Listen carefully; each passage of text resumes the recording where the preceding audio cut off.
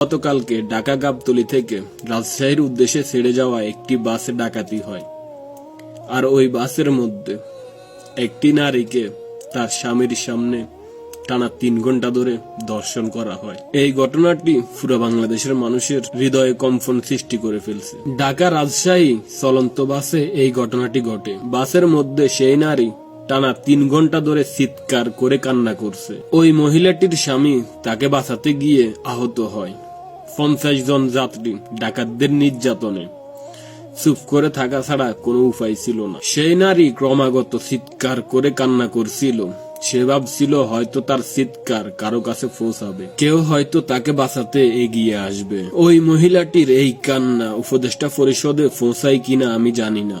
এই ধরনের ঘটনার পর অনেক দেশের আইন শৃঙ্খলা বাহিনীর প্রধান পদত্যাগ করেন, অনেক দেশের মন্ত্রীরা পদত্যাগ করেন। প্রধান উপদেষ্টা ডক্টর ইউনূস স্যারকে বলতেছি, আপনি বিভিন্ন সম্মেলনে দারুণ বক্তব্য দিতে পারেন, কিন্তু শাসক হওয়া আর মানুষের নিরাপত্তা বিধান করা অন্য জিনিস। এটা সবাইকে দিয়ে হয় না।